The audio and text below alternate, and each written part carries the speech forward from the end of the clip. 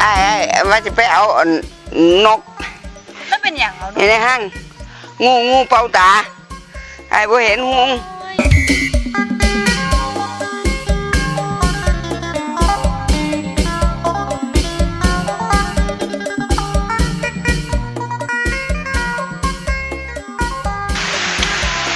เช็คจุกเคยฝนตกฮะฝนตกฝนตกใครก็ฝนตกหลุมรักจีดอกโอ้ยเขาจะตกหลุมรักตกหลุมรักนี่แหละเวิร์นบุบมายาวไปแดนตกขุมบุบบับไปพ่อขุมหนึ่งนั่งอีกแล้วจองข้อเนี่ยพอไปเบี้ยอีกแล้วเอาอีกแล้วเอายังโอ้ยอย่ามันอีหยังกระจังมันจะจมเนาะจมมีแสใครจะบอกว่าใครจะไปธุระกับไอ้หมาตัวนี้เนี่ยแม่งจะไปธุระบอกมึงต้องหู้ของผู้ใหญ่อยู่บ้านน่าพี่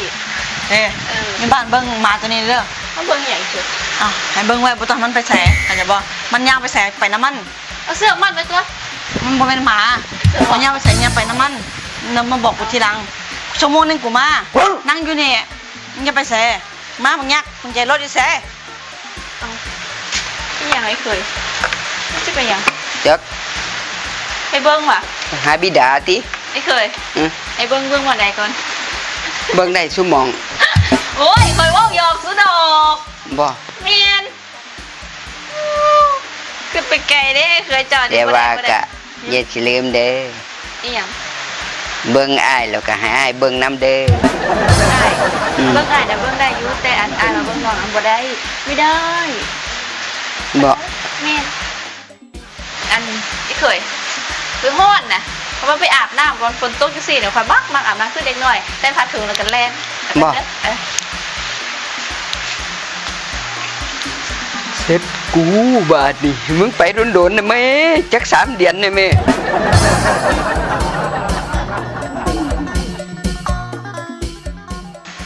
โอ้ยคันโยเฮ็ดอย่างไหนเกิดนี่ล่ะจะไปใส่นี่ว่าไปอาบน้ำอาบใส่นี่บ่เห็นอาบห้องน้ำเลยไปให้ไปน้ำโอ้ยเป็นบ้าจิบ่หาว่าไปอาบน้ำดิเอาอาบน้ำร้านที่เป็นยังบ่นั่งพุ่นนี่เคยยัดไปใส่นั่งอยู่พุ่นห้ามไปใส่มาไปก็ได้บ้านมาหักจอบร่วมกันใส่พอดีเด็กไปจอด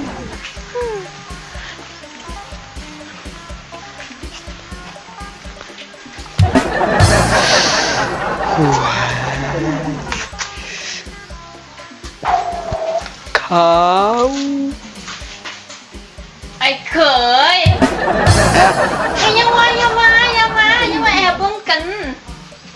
โอ้ไอ้ไม่แทงตาบอดเลยสิบ่โอ้ก็จะขี้แพงไปอย่างน้อยจิว่าถูหลังให้ไปไอ้เห็นงูอยู่หันคอยบัวย่างงูน่ะเป้านี้คอยจะเอาไม้มาแทงตาให้ตาบอดเลยดิคันบัวนี้ใช่ป่ะไปโอ้ยเนาะตาบอดโอ้ยเสร็จกู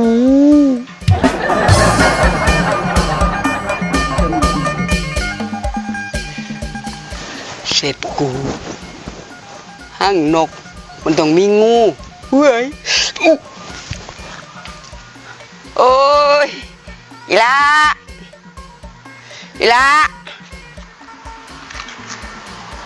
แสงโมงคือสายเอ้ยโอ้ยมาเอาอ้ายแน่เอาเป็นอย่างที่เคยโอ้ยอ้ายว่าจะไปเอานกแล้วเป็นอย่างเราในห้าง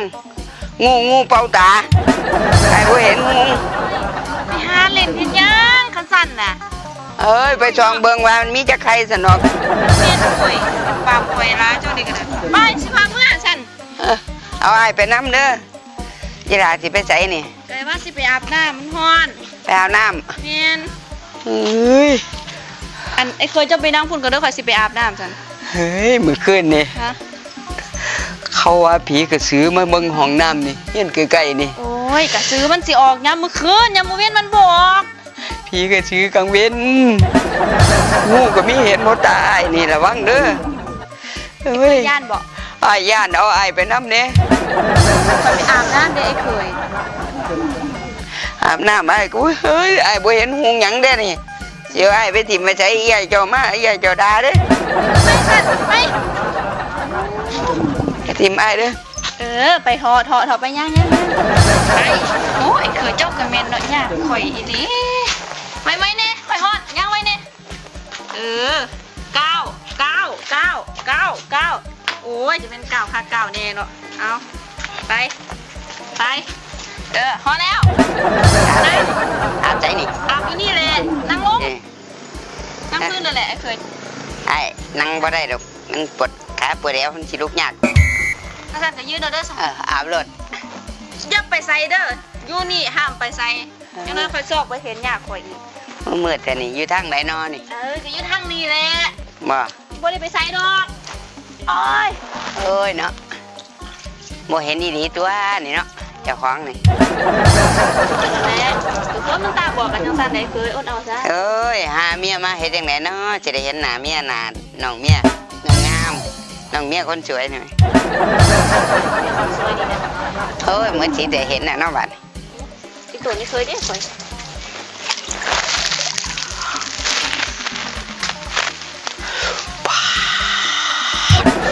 พยายเฮ้ยสายยัง เอาไปใส่บ่ เอาหายหัวไปใส่ จัก รถก็คือจอดอยู่นี่อยู่มันไปใส่มานี่เด้อเอาหายหัวไปใส่อีก ขาว ไม่อยากเฝ้าเกิด ฮะโอ้ยจักเลี้ยวไปยังเป็นฟ้าๆขาวๆอันดำก็มีเออ ยังดำอีก จักกี่ฟ้าคือไดบุ โอ้ยน้ำตาหัวก็เห็นสัน คิดว่าหวา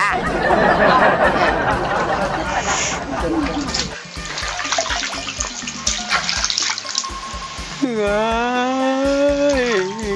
ยแดงจุ่มกุม อีหยังอีหยังแดงอีกคนนี้ สงสัยเห็ดแดงเกิดวะ โอ้ยมันหัวยามนี่เห็นมันออกยังไง โอ้ยเสียดายสายตาเด้เนาะจังมาบอดย่ำนี่เนาะขาวอุ้ยเจ้ามาเจอย่ำไหนเขาที่รัก เอาไว้ก่อนแต่ว่าเจ้าตะบอด มันเขาก็แจ้งเด้อนี่ เอ้ยเห็นบ่ มัน บอกมึงตาบอดวะเต้เมียนมึงเคยเห็นกู เมียศักดิ์สิทธิ์ครับเมียเฮ็ดให้ผัวตาแจ้งตาใสครับ มึงบอกวะเต้วันนี้กูสิจุกตามมึงออกมึงจะได้บอดสมใจมึงฮะ โอ้ยกูสิอยู่ตัวกูสิอยู่ไปตัว